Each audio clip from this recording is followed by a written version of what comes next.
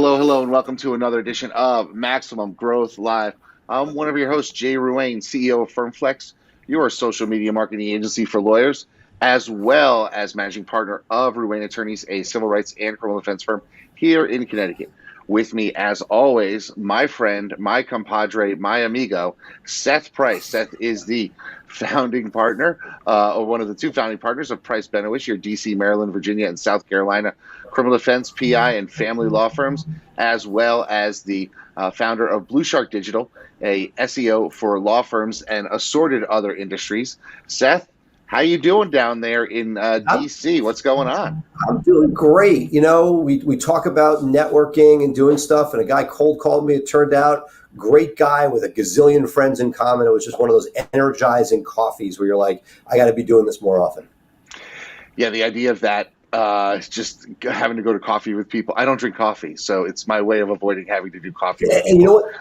And this guy didn't either. I ordered him a hot chocolate. So you know, and you know what? And I will say I call BS. I don't care if you don't drink coffee. It was like we had a guy we brought in as a senior guy to build a book of business, and we said we're going to pay for your lunches for a quarter. Take everybody else you can out for lunch, and the lunches stopped. And we said why? He's like, well, I was getting fat. I'm like, you can't make this stuff up. So I don't care if you don't drink coffee. Go have an iced tea. That's a good segue for what we're going to be doing on in a little while. Sort of a point counterpoint type of thing, because we agree on a lot of things, but there's a lot more that we disagree on. And I've sort of been keeping track of some of the stuff that's come up over the last couple of months, and I want to run down with you some of those and sort of get your thoughts on them, my thoughts on them, and let our audience sort of see and hear how we process what's the right move to make. Because when you're growing your business, when you're growing your law firm, there really isn't a right way. There's a decision that you have to make as an owner, and that's something that you have to sort of think through all the permutations of. But before we get to that, I want to talk to you a little bit about some things that have happened recently in the news and among our greater community, because I think there's stuff that we should talk about for our audience. And one of the things that you picked up on, you got an email about and immediately pinged me. I saw it and immediately thought of the show, is the announcement that MailChimp, which is an email, and it does more than email now, it's a social advertising and all that stuff platform, has been bought by Intuit, the people who have Quicken, QuickBooks, and Mint for personal finance. And it's really sort of interesting where that's going to take you. When you saw that, what did you think? No, look, it's the SaaS-based amalgamation of companies.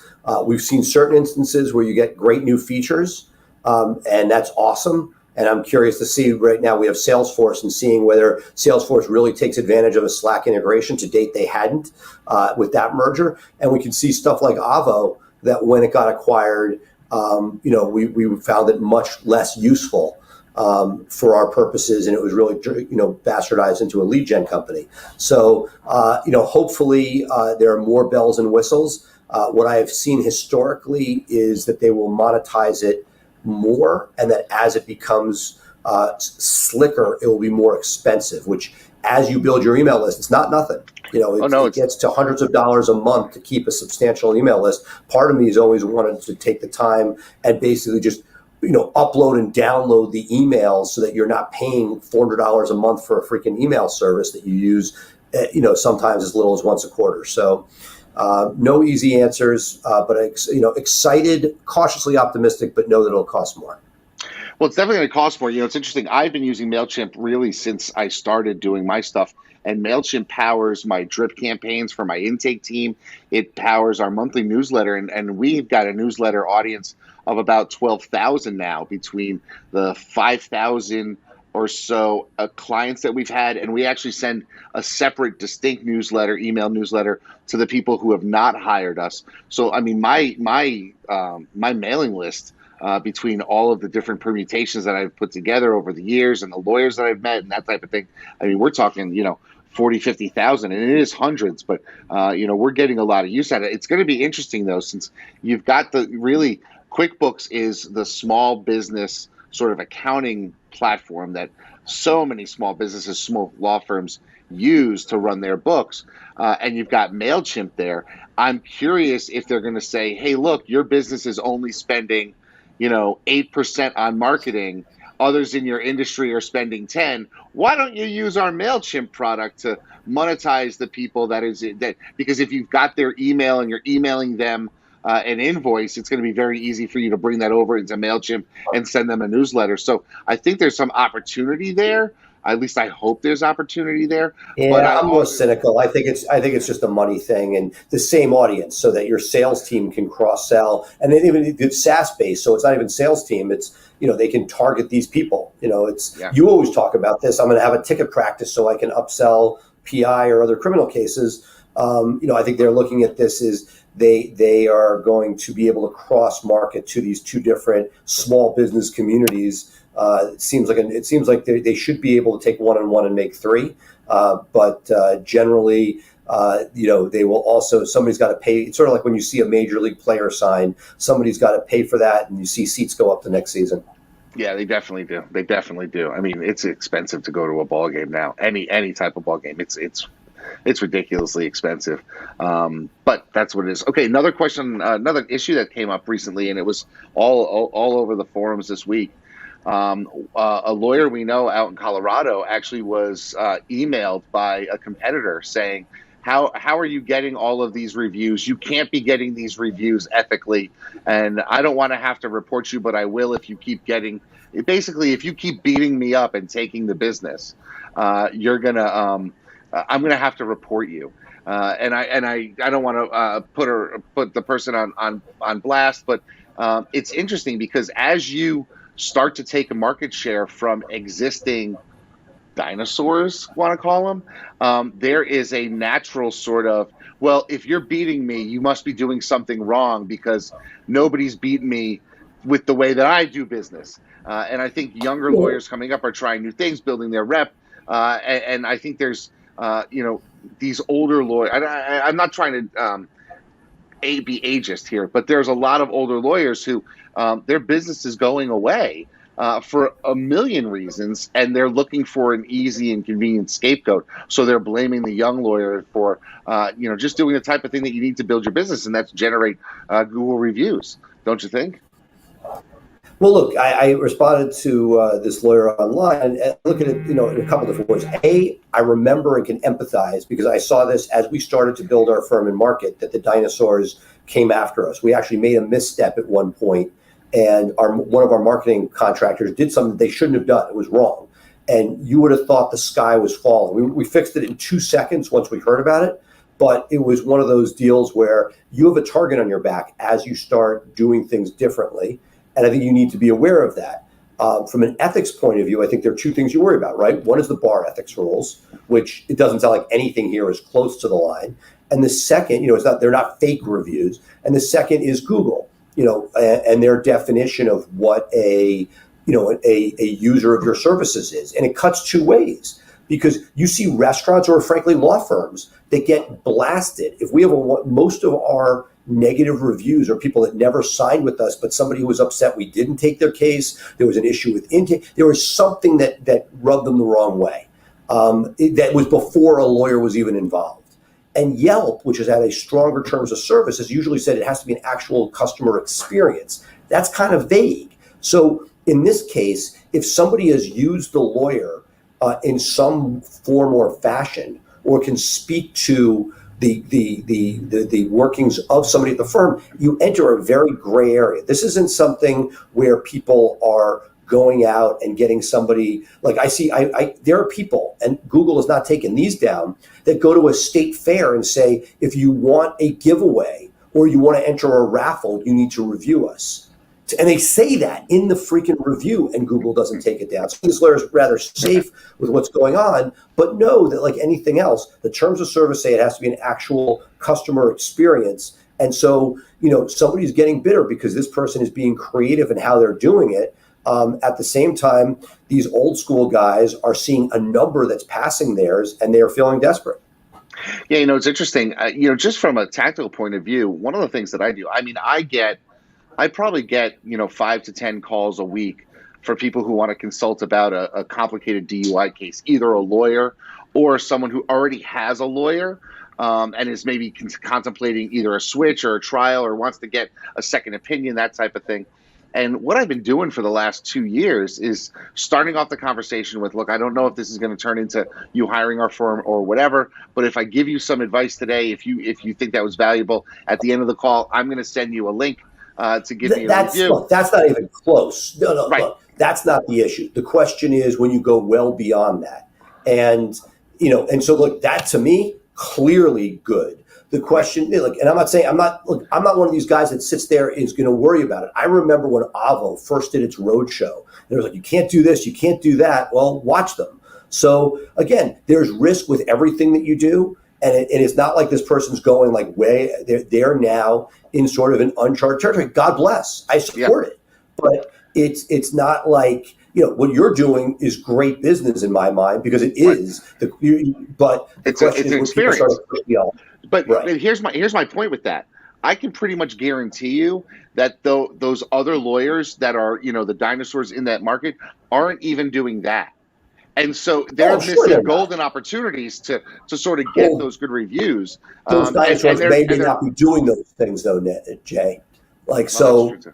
Yeah, that's true too.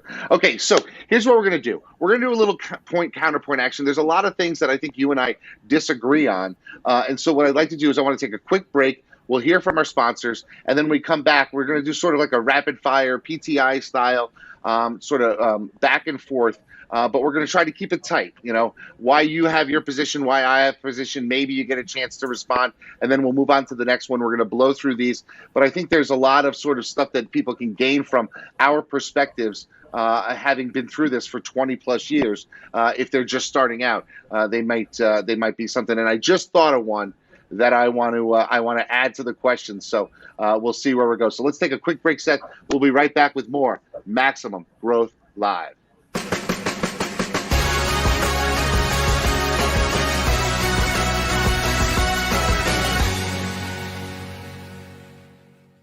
Hi, I'm Jay RUANE, one of the founders of FIRMFLEX and a practicing attorney for over 20 years.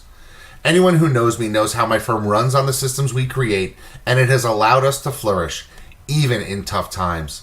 I spent years and hundreds of thousands of dollars until I finally figured out a way to engage my audience and drive top-of-mind awareness with social media. And what did I do once I figured it all out? I built a system for it, and now you can put that system to work for you. You see, we took the hard part, creating the content and finding the images, and made it foolproof. Every day you will have curated social media topics to post designed to make your firm constantly remind your audience about your firm, what you do, and how you can help. And the best part? You don't even need to hire a dedicated social media person to do this for you. In fact, you don't even need to hire anyone new. We designed the system to make it easy for you to delegate to your receptionist, assistant, or paralegal and have them execute solid social media for you in just 5 minutes a day. It's like having a content writer, researcher, and graphics designer at a fraction of the price it would cost to hire in-house.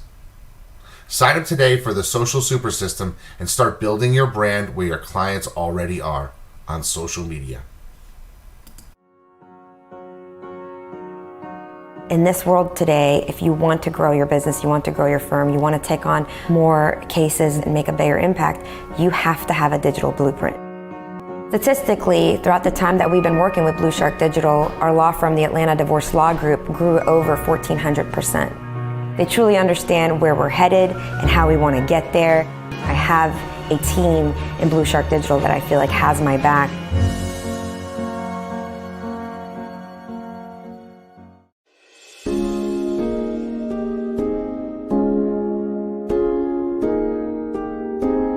And we're back more with Maximum Growth Live. And today, Seth and I are going to do a little sparring. We tend to agree on a lot of things, but I want to get Seth's input on something, and I think he's going to be flat out wrong on some. So let's start off with the first question, right, Seth? Your first hire. Are you going to hire an experienced lawyer or a brand new lawyer? And knowing you, I think I know where you're going to go with this, and I think we disagree. So what's your perspective? To me, the ideal sweet spot is 3 to 8 years out. I cannot, like, again, we have had more trouble with people right out of school. Exceptions to every rule. We've had some rock stars, but more often than not, trouble, breakage, turnover. When we get somebody who knows what they're doing substantively, we can then bring them into our business model and work with them. But the risk and the chance of losing them in those first 12 months, the number of people that turn over generally across the industry in the first 12 months, just too high for my taste. Okay, so here's where I think you're wrong. I think you want to hire somebody right out of law school, because if you're hiring somebody 3 or 4 years into practice, they have already developed the bad habits that if you have a highly systemized practice and you want them to do things in a certain way, they are going to be basically fighting against the tide to go back to their bad habits. And I've seen it time and time again. I bring somebody in with a couple of years experience, and what do? They don't follow the way I want my practice to run. They insist on, not sending letters. They want to talk to clients, and then they talk to the clients and there's no record of what was said. And so as a result, you have people with two different ideas of what was said in the meeting. That's just one thing that springs to mind. Plus, there's going to be a premium that you're going to have to pay for someone with basically barely a little bit more experience. I mean, I think if you were to go somebody with 10 plus experience, maybe that's somebody who you can do. But hiring somebody with right out of law school, you can mold them into the lawyer you want them to be. And since they know nothing, they're not going to bring those bad habits. What's your response? No, I get it. Academically, that's the Cravath way, right? Everybody comes up, they learn how to write a letter, they learn how to do everything their way. And I get it. And there are definite benefits. But to me, one of the issues I've always seen, besides I want somebody to get their malpractice out in the first 3 years. When I look at, with few exceptions, and we have 40 lawyers currently, so over the time of the firm, we probably had 80 lawyers total through the door. If I look at the turnover for people, majority of our turnovers, and it makes sense. One of the issues I've talked about is that when you hire somebody right out of school, this is part of the problem. You hire them for, let's say, as a law clerk at 40, 50,000, pass the bar, 55, start working 60. Next thing you know, a year later, they may be worth 90 in the market, and your lockstep often doesn't catch up quickly enough, and you lose people. Or there's just the issue of what is the likelihood that they're both going to like the area of law, knowing they haven't done it before, and get good enough that you can rely upon them. I don't love putting clients with somebody that junior, one-on-one. And so to me, I want somebody where I know that they've made the mistakes and I have a track record. I can do my due diligence to make sure there's a basic understanding, and then can mold them into our firm. All right, well, I think we're going to have to agree to disagree. Topic number 2, and I'm going to go first here, and this is, do you invest your time and money into developing referrals at first, or do you go straight into digital marketing and invest a lot of time and money into developing your SEO? And I'm going to say for 90% of the people that are listening to this right now, they are probably spending $0 on developing their referral marketing practice at all. I have seen so many lawyers over the years basically invest no effort. They're getting referrals sort of haphazardly. But if you actually take some time and some effort and some money and you put that into developing a referral pipeline, you are going to wind up making more money in your career than any amount of digital marketing that you can do. So tell me I'm wrong, Seth Price, Mr. SEO. You're wrong, Jay RUANE. Look, I love referral, but to me, the digital marketing SEO specifically is the gift that keeps on giving. I wouldn't have the firm I have today without SEO. We scaled to 40 lawyers, not because of referrals. I love referrals. Just talked earlier about just doing a coffee. So it's there. But when life gets in the way, you've had 4 major life events through the birth of your firm, right? 4 kids, 4 of special events in life, sicknesses, birthdays, everything gets in the way. And to me, this is the one thing, you go to sleep, it's still working for you. And as you scale, very few people are Jay RUANE. And there's nobody better at referral marketing than Jay.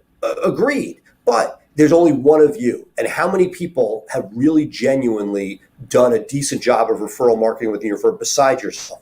So to me, I have a couple at 40. I probably can count on less than a hand how many people actually are proficient and usually bring in referral business. But to me, this is what allows me to control everything. Whereas, well, again, as a solo, you got to start somewhere. But if to expand over time, to me, if you don't have a marketing channel, it's going to hamstring that unless you're a second generation firm.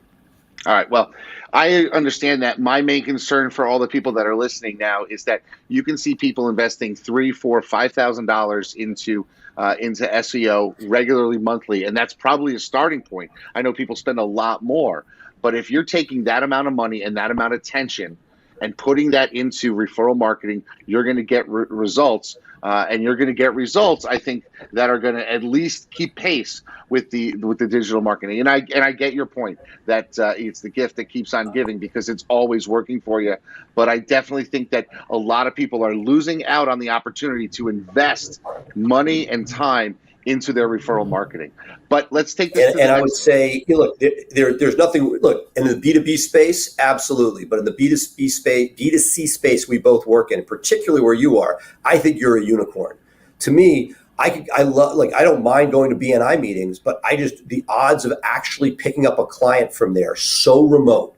And while you're an amazing gifter, and that's freaking awesome, that is not normal. And that for most people in the B2C space, the ability to get meaningful numbers through referral marketing is a lot harder than it sounds. And just because Jay says, it's sort of like, don't try this at home. I feel like what you've been able to accomplish is remarkable, and I don't want to take anything away from it. But for the average person, the average market with the average B2C practice, it is much, much harder to scale the referral than it is digital.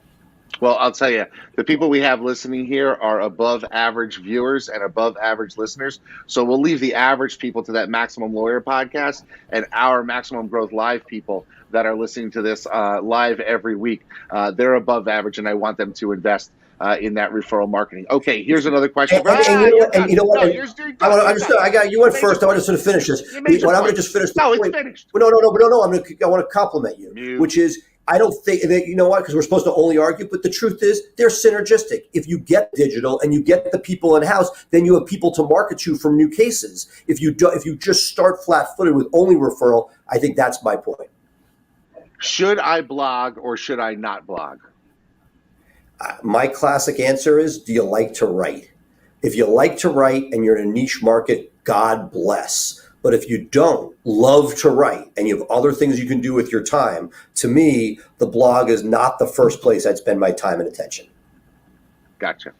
Okay. My perspective is absolutely. You should be adding content to your website every day. The easiest way to do it is by way of a blog. It is very simple to utilize technology to add this content to your website.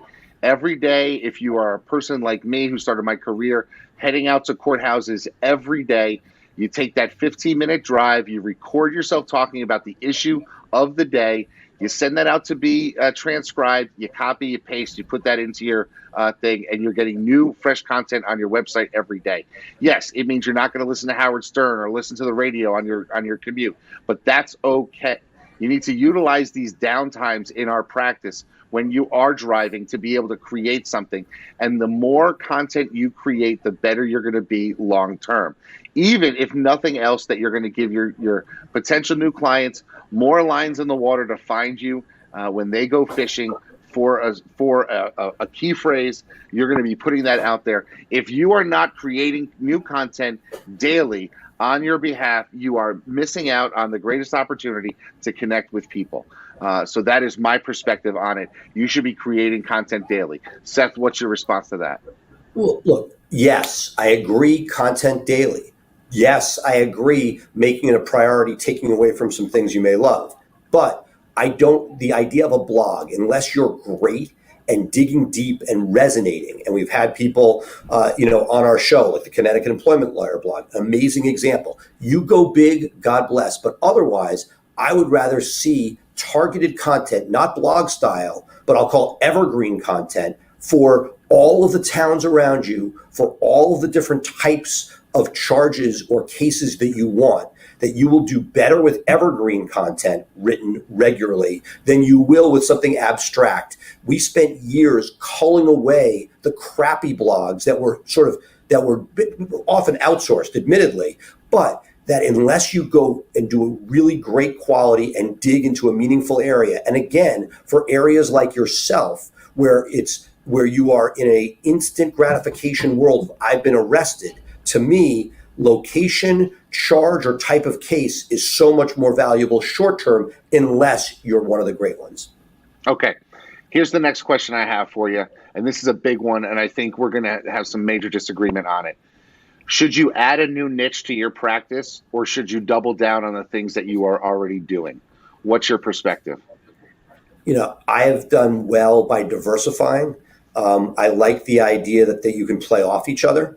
I am sure that you will give us great reasons that you want to stay siloed. But to me, I believe in multiple silos, not one lawyer doing multiple things. But if you're able to build a business, and I think the reason why I believe in that is that as areas max out, that once you become number one in your market for something, there's only so much more that you can do. Now, you can expand geographically, or you can add other areas in order to get to the income levels you want to get to.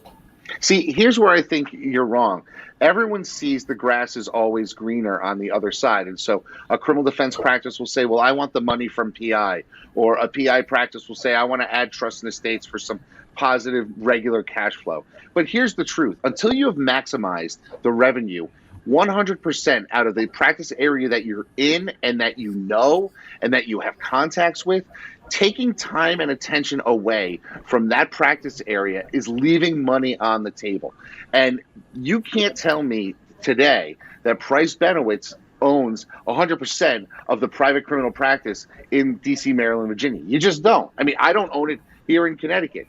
But I know that my team and my support staff and my marketing team are all focused on developing criminal cases, criminal leads, and that type of thing. And as a result, if I say, okay, tomorrow I want to start up a PI practice, now I need staff that can handle that. Now my marketing has got to change because it's a different type of marketing. My intake team has to have a new process. Everything changes. And all it does is muddy the waters. And so if you have not maximized every dollar that's out there for your practice area that you're in now, stop chasing shiny objects. Double down. Focus on the area that you already have are well ahead of everybody else on owning, and focus on that and own it. And only then afterwards should you look at another niche. Seth? Now, look, great points, and there's some that certainly resonate.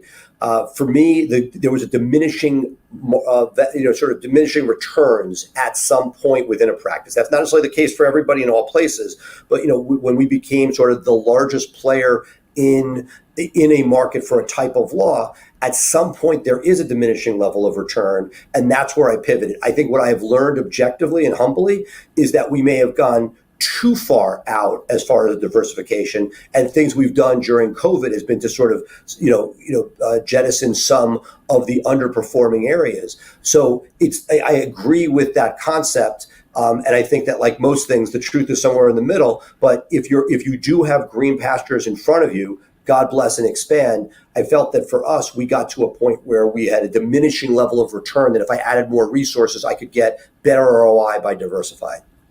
Okay. All right. So here's another question I have for you. Who should I hire first? A junior lawyer or a paralegal? I'm a solo right now. I've got a shingle. Maybe I outsource. I have a VA who answers my phones, that type of thing. But I am getting to the point now where I need help, right? So do I hire a paralegal or do I hire a junior lawyer to do the work? What's your point? Well, look, depending upon practice area and a lot of other factors, to me, the paralegal is a great first hire in that it basically maximizes the lawyer's ability to practice and takes most advantage while keeping the costs modest, and allows you to build the systems that you will need to then build and expand later. So for me, it's paralegal first, then lawyer. Okay, for me, it's going to be lawyer, then paralegal, and here's why.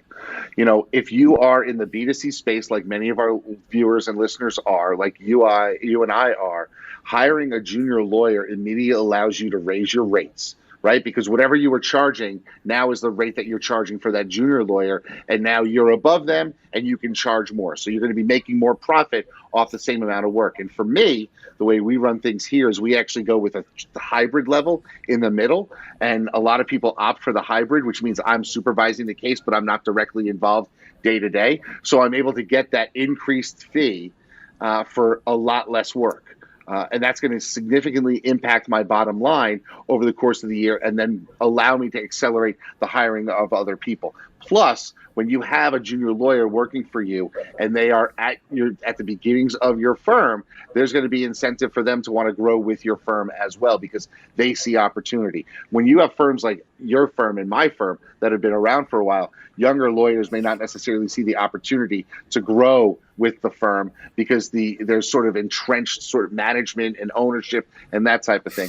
But a junior lawyer, you can take advantage of sort of their energy and their desire to grow with something, and get them hustling around for you, and free you the time that you need to be able to knock it out of the park when it comes to growing your practice. So for me, the hire is going to be a junior lawyer before a paralegal, especially if I have outsourced people answering the phones and that type of thing that are able to help me limp by. I can spend an hour on Friday afternoon opening up all of my files, doing the manual paperwork like that as I count my cash on Friday afternoon. But I can't be in 3 courts at the same time, and that's going to significantly impact my bottom line. And just something for the audience that sort of comes full circle from an earlier question, which is, if your philosophy is an older lawyer, it makes the paralegal an easier answer as a first hire, versus if you're looking at a junior attorney, this is where it becomes much more of a jump ball. And that the cost probably for an excellent paralegal versus a junior green lawyer isn't that far apart in a non-major metropolitan area. And so I think that's where it the waters become very muddy. And that decision is one where I don't see there's necessarily a perfect, clear answer. And a lot of it depends on who walks through the door first and who could solve your problem better. Okay. All right. Here's the next question I have for you. Do you bring your marketing in-house, or do you hire out and choose vendors to solve the problems that you have with your marketing? Go.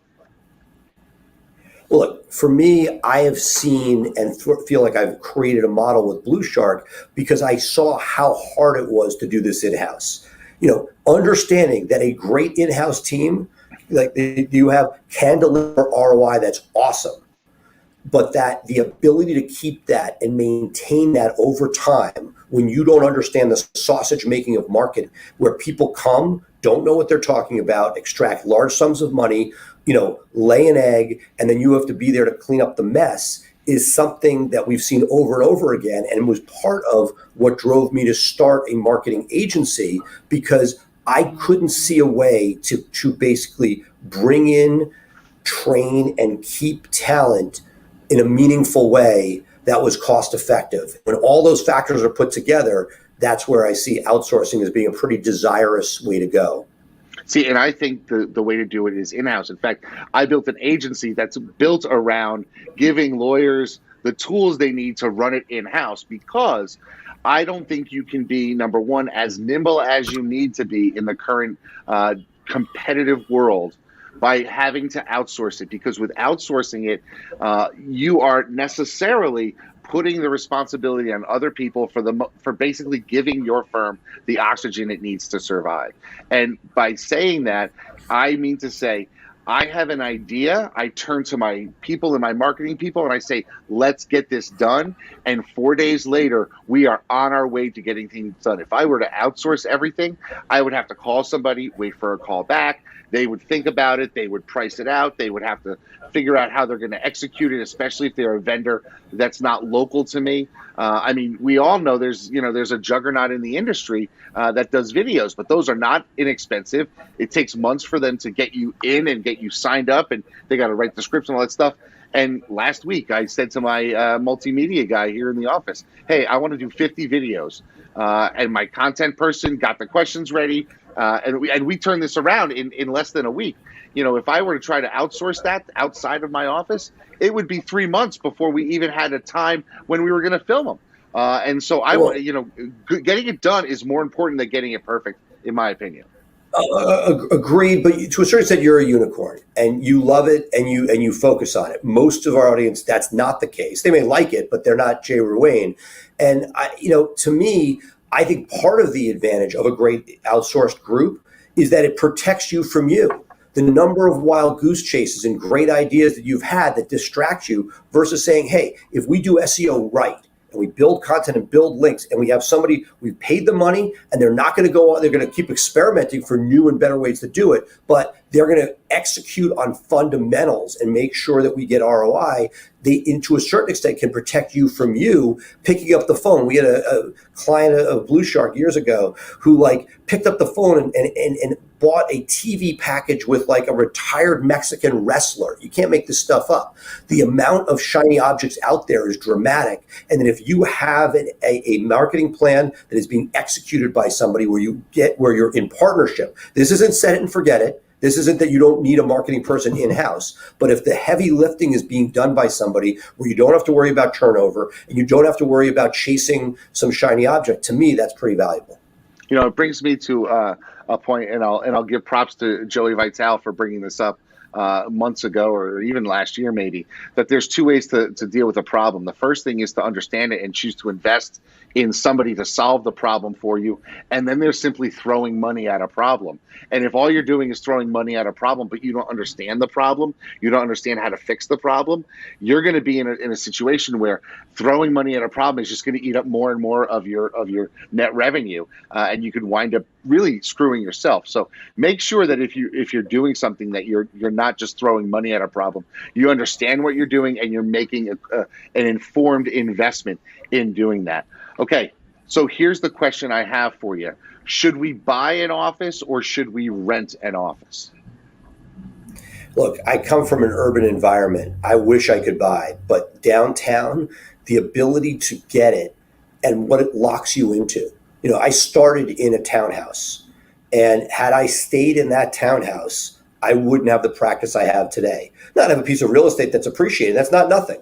And especially if you hit the right market, right timing. And I have friends who have very nice PI practices where the founders bought something years ago, and it's a great asset. It's good for tax purposes, all of that.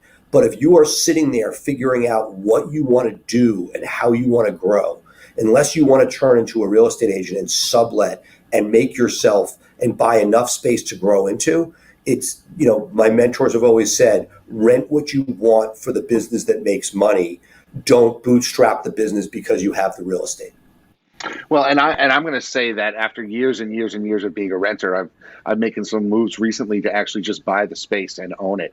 And I'm buying the space for a couple of reasons. Number one, it allows me personally to have a secondary income stream. The office can pay me rent, so I'm accruing and something that's going to have value down the line that I can buy. I can rent it out again. I can give it to my kids. I can do whatever. It's also guaranteeing me an opportunity to know what my spaces are, and not be in a situation where I want to grow and yet I don't have space and I'm locked into a 5-year lease.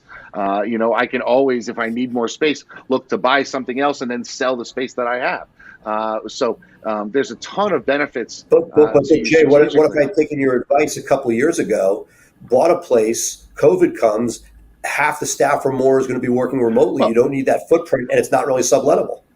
Well, that's the thing. You got to be very cautious about when you are going to buy and what you're going to buy. I don't want you to go out and buy yourself, a 4,000 square foot building if you are a solo, and just say, I'm going to grow to the point where I fill this place. Because if you do that, and you're just growing to fill the space that you have, you may not be growing rationally, economically, or financially prudent.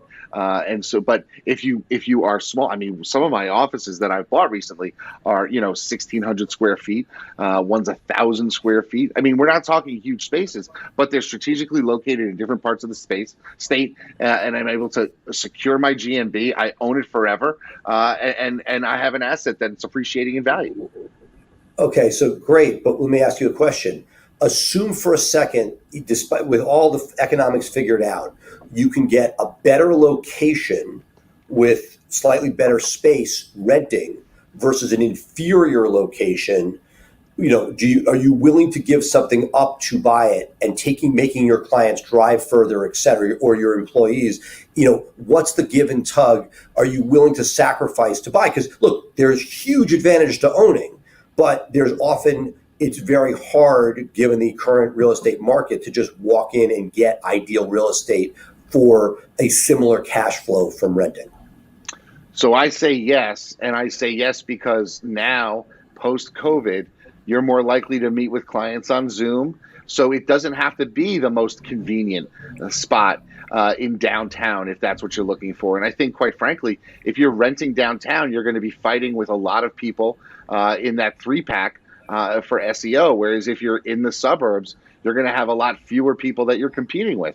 To have that established digital presence, to use some of your own SEO tactics around you. More offices is better, but if I can own those small offices, there's always going to be a need in a small community for one professional office building or one professional office condo or however you can do it, that you could rent out to a chiropractor down the line or a dentist or something along those lines, or a hairdresser that right now could be your law office. I'm not talking about... I smile because, look, I love the dream, but I've lived it. I've invested in real estate. Hairdressers, to me, can be the most... Because think about it. You're getting rent from somebody who's then renting, quote unquote, booths for multiple people. It's like literally a pyramid scheme of a business model. When it works, it's freaking awesome. But when people stop going to the hairdresser, as they did during COVID, and you don't have any rent coming in, you're now in the real estate business. So, God bless, love it, wish I did it.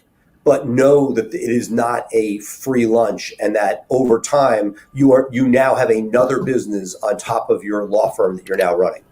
Absolutely. Okay, last question for you, my man. You are able to hire somebody, and here are your options.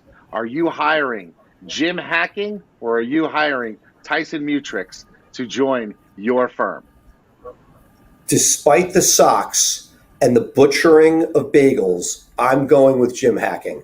I love the systems he's set up. I love the fact that he's created an international brand and market for himself and combined video with SEO with local referrals. I think he's the real deal.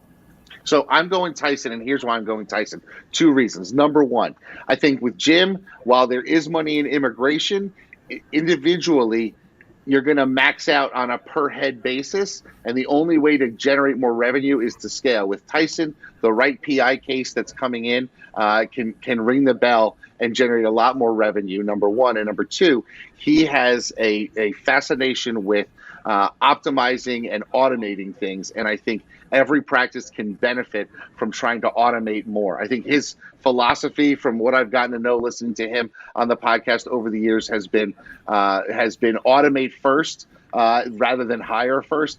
And I think that's what every law firm should be thinking about in this day and age, is how can I have something else do the work for me so that I don't have to do it. So that's my perspective. Why wouldn't you hire TYSON? Well, I'm going to say with Jim, I think what he's created, where he has allowed himself to become a brand. We talk about this a lot, and I think a lot of this is nonsense. You need to brand your business. And I think that for most people, individual local people, that's virtually impossible. What he's been able to do internationally, when his kids end up picking up this practice where hacking is a household name, the way Murthy is, that you're going to end up with something bigger than himself with residual income in a way where he's not hustling every day. It's not based on his personal Rolodex, but it's based on an international brand. Well, he definitely has that, without a doubt. I mean, he's got a brand. To be walking through airports and people, coming up to him and saying, "You're the immigration lawyer," that just is mind-boggling.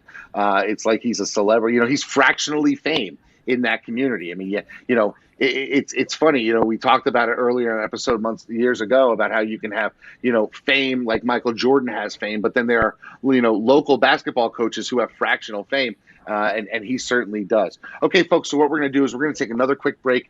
When we get back, we're going to wrap up this show, this edition of Max Growth Live. Stay tuned for our final thoughts. We'll be right back.